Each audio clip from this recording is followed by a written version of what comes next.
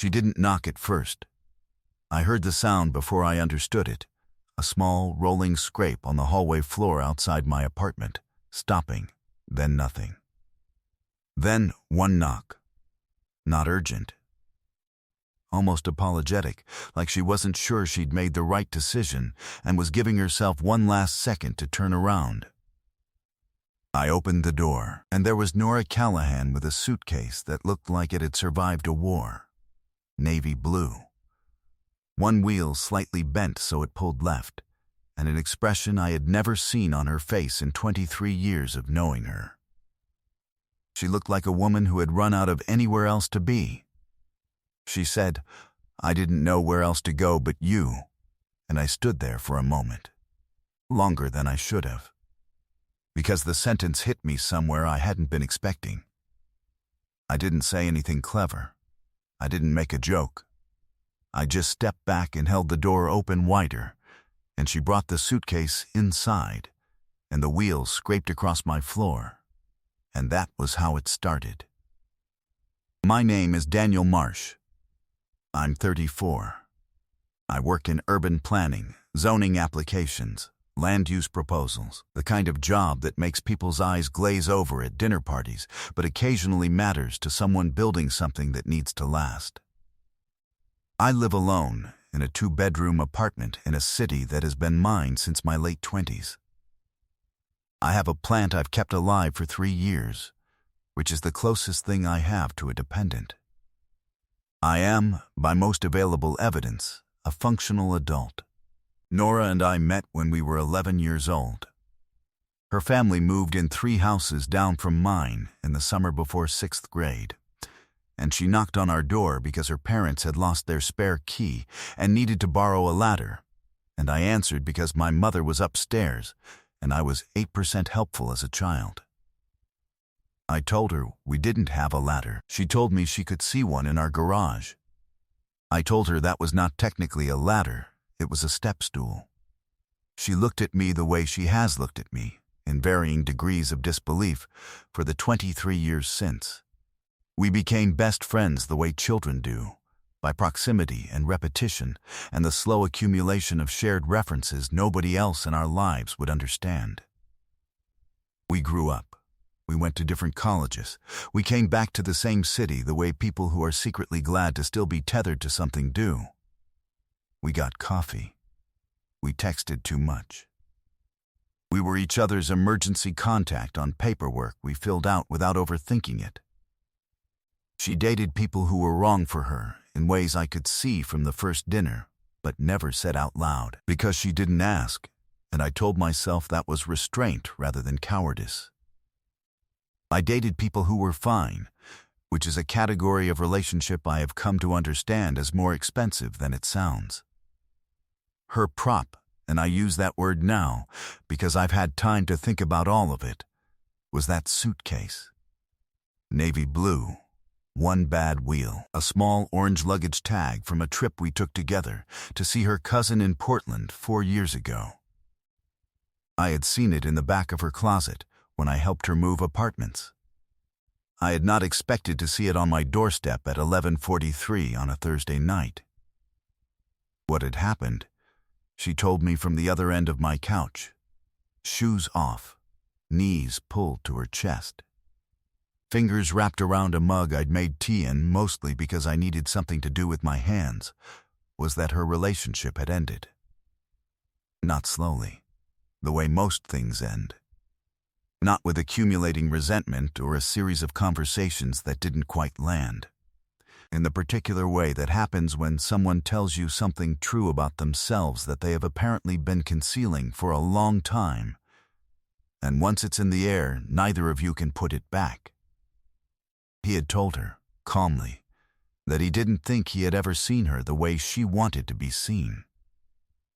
She didn't say this dramatically. She said it the way she said difficult things, flatly, factually, looking somewhere past my left shoulder.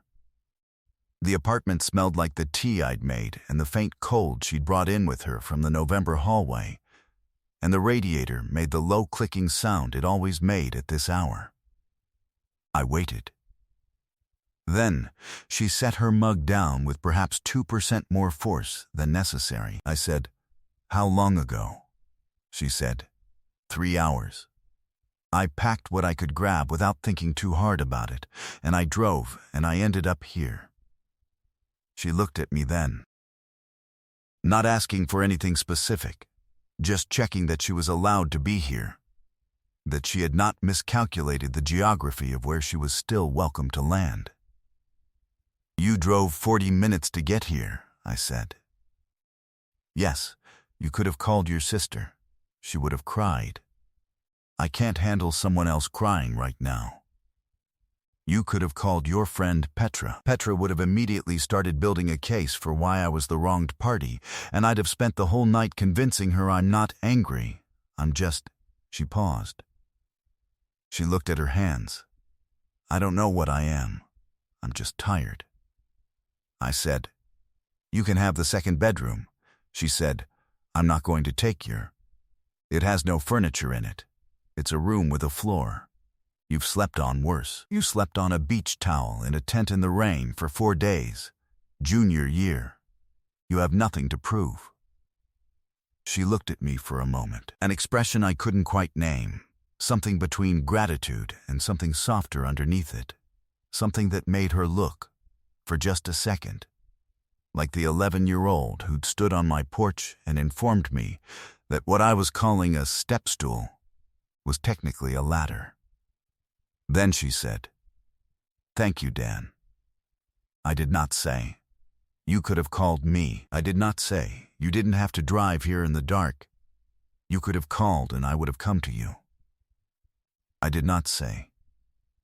When I heard that particular knock, not urgent, almost apologetic, I knew it was you before I opened the door. And something in me settled that had apparently been unsettled for longer than I'd registered. I said, "There's an extra blanket in the top of the closet." She nodded.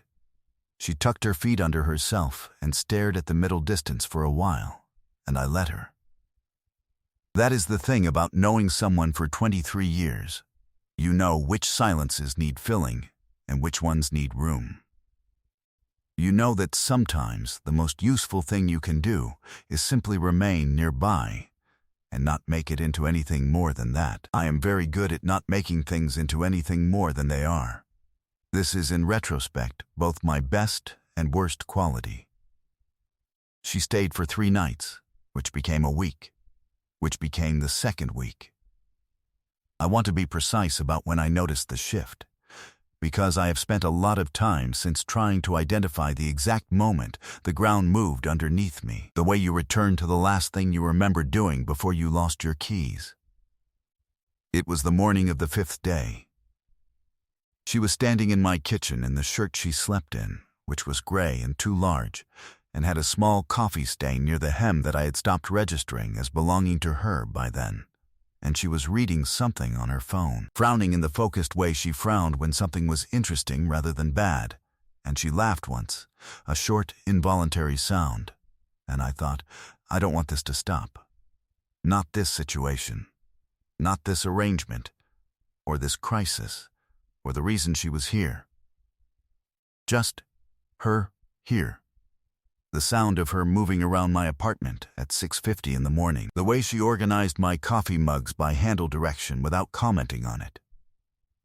The fact that she knew where I kept the extra paper towels without asking. I went back to my room and stood there for a moment. I had poor survival instincts around Callahan women. This had been documented. I told myself that it was proximity, that I was confusing comfort for something else. The way people do when they've been alone too long and something warm enters their radius. This was a reasonable, responsible interpretation of events. I was 34 years old. I was capable of understanding my own emotional processes without acting on them. This was not the moment to introduce a new variable into a situation that was already complicated. I was wrong about all of it. But I didn't know that yet. The evidence arrived in increments, the way it usually does, not all at once, never clearly labeled. The first piece came 4 days later, I was on a call in the second bedroom, which I had converted back to its part-time use as a home office, and Nora was on a call of her own somewhere else in the apartment. I could hear her voice, not the words, just the tone, and then a stretch of quiet, and then her laugh. The real one, not the polite one. I know the difference. I have known the difference for 23 years. Later she came and knocked on my doorframe and said her friend Maya had called to check in. I said that was good. She said Maya had asked how she was, and she'd said she was better than she expected. "Are you?" I said. She considered the question with more seriousness than the phrasing warranted. "Yeah," she said. "I think so." She looked at the doorframe rather than at me. I feel steadier here than I expected to feel anywhere. I didn't ask what she meant by anywhere. I was a coward in that particular direction. She held my gaze for a second longer than felt neutral. Then she went back to the kitchen, and I heard her fill a glass of water, and I stared at my screen and did not think about it. That is also not the comforting version. The second piece came from her phone, which I was not snooping on. She had set its screen up on my counter and gone to answer the door when the food delivery arrived, and I was reaching past it to get a napkin and I saw the name. She had me listed as Dan. Not Dan Marsh, not Dan with a parenthetical city, which is how people label contacts when they have more than one of the same name and no emotional stake in the distinction. Not my last name for clarity. Not my name and a little house emoji someone posts ironically. Dan. No punctuation. No qualifier. Just that. I stood there looking at it for 3 seconds, and then she came back, and I handed her a napkin and said nothing. She thanked me and started unpacking containers, and I went and sat at the counter and thought about all the reasonable explanations, and I found approximately none of them convincing. That is not the comforting version. It is accurate. The third piece arrived the way most important information does, accidentally, through a wall. I had been working late, and Nora was somewhere in the apartment. I could hear the low sound of her on the phone, the way you hear someone when you're not listening, but your ears have learned the shape of their voice anyway. Most of it was indistinct, but I was passing the hallway on the way to the kitchen when I heard her say, clearly, "I don't know, Maya. I keep thinking about what he said when I first showed up." A pause. He didn't ask any questions. He just held the door open wider. Like of course. Like there was no version of the night that ended differently. Another pause. "Longer, I know," she said. "I know how it sounds." "Stop." She went quiet after that, and I went to the kitchen, and I poured myself a glass of water I didn't particularly want, and stood at the sink looking at the window. I have poor survival instincts around Callahan women. This has been documented, internally, extensively. The fourth piece was her sister. Nora's sister called while we were watching something on television that neither of us was paying much attention to. One of those nature documentaries that is more calming than interesting, which Nora had put on because she said she needed to watch something that wasn't going to make her feel anything. Her words. I chose not to comment on the specific irony of that sentence. She took Chloe's call and stepped into the hallway, and I heard her say, with some exasperation, "Chloe, I'm fine. I'm at Dan's." A pause. Because I don't know, it just felt like where I was supposed to be. Another pause, longer then, very quietly, almost too quiet to carry. Don't read into it. She came back in and sat back down and pulled the blanket over her legs again and said, "Sorry, my sister. Everything okay?" She's very interested in my emotional life. She always has been. She's reading into things that aren't. She stopped. Smoothed the edge of the blanket. She does that. I said, "What's she reading into?" And Nora looked at me. A particular look. The look of someone who has heard the question and is deciding, very precisely, how much of the truth to carry in their answer, and how much to fold back into themselves and hope nobody notices the weight of it. She said, "Nothing important." "It's Chloe." And she turned back to the television. I did not push it. I am, for better or worse, a man who does not push. I have sometimes thought this was a virtue. I have also sometimes thought it was the thing that cost me the most. On the 8th night she fell asleep on the couch, not dramatically, just went quiet, and then stayed quiet. Her head tilted toward the cushion, the luggage tag from her keychain resting in her open hand, the way she'd been turning it over while we were talking. I turned off the television. I got the extra blanket from the chair. I put it over her, without waking her. I stood there for a moment longer than I needed to. She looked, in that moment, like someone who had put something down that she'd been carrying for a long time. Her face was completely still. Her fingers had loosened around the tag. I went to bed and did not sleep for approximately an hour, which I spent staring at the ceiling and conducting a very thorough and unhelpful inventory of my own feelings. It was the 9th night. We had eaten late, the way we'd fallen into doing, and the apartment was quiet in the way apartments are quiet when the city has gone down a register and the only light on is the one above the kitchen counter. Nora was sitting on the counter itself, which she always did when she was in a particular kind of mood. Not restless, exactly, but not settled either. She was turning her phone over in her hands. The orange luggage tag from the suitcase, which she'd transferred to her keychain at some point in the last few days, hung from her fingers. She said, "Can I ask you something?" "Yes, and you won't make it weird?" I said, historically uncertain, but go ahead. She didn't laugh. She looked at the luggage tag. She said, "Did you ever think, in all the years we've known each other, did you ever think that you and I might have?" She stopped. The room went very quiet. She said, "Forget it." "Never mind," and she moved to slide off the counter. "Nora?" She stopped. "Don't do that," I said. She looked at me. I said, "You don't have to finish it. You don't have to say anything. We can go back to the television and I will never mention this conversation, and nothing changes, and that's fine." She was very still.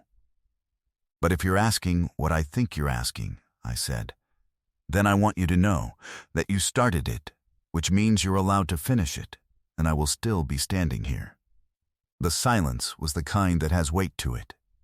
She set the luggage tag down on the counter behind her, very carefully, and looked at me and said, "I changed your name in my phone, I think about 3 years ago. Not for any reason I could explain. Every time your name came up in my contacts, I would feel something, and I kept trying different things, and none of them felt right until I put that, and I stopped changing it because I liked how it felt. I didn't move. And when he said what he said, when everything ended, the only place that felt real was here. Not because it was safe. Because it was," she stopped. Her voice had dropped to something quiet. "Because it's you." Something in my chest shifted, not dramatically, just enough. I said, "You've had 3 weeks to talk yourself out of this." She said, "I know." "So have I." She looked up.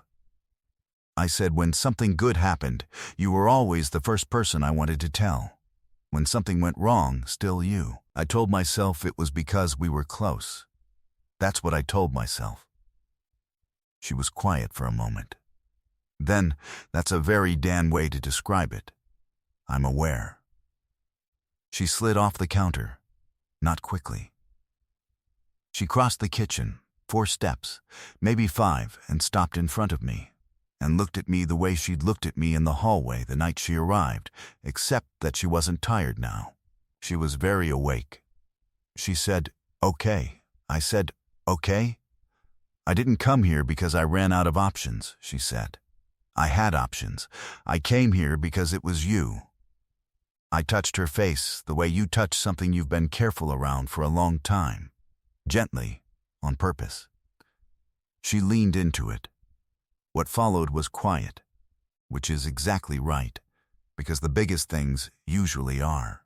And then, because this is Nora Callahan, and because the universe has a sense of timing, her phone lit up on the counter behind her, and we both heard Chloe's name, and Nora laughed, and I laughed, and she said, "I am not answering that right now," and she pressed her forehead to my shoulder, and that was the moment the room finished changing. 3 months later, she brought her things properly. Not all of them. She kept her apartment for another 2 months before the lease ran out, in the careful way she approached transitions. But the suitcase came first. She didn't say anything ceremonial about it. She just left it in the corner of the bedroom, one bad wheel and all, and I did not move it. A year after that, we were at her parents' house for a holiday dinner, and her father, a man who has never been subtle, looked across the table at the two of us and said, "Well, took long enough." And Nora said, "Nobody asked you, Dad," and kicked me under the table, and I pressed my knee against hers and left it there.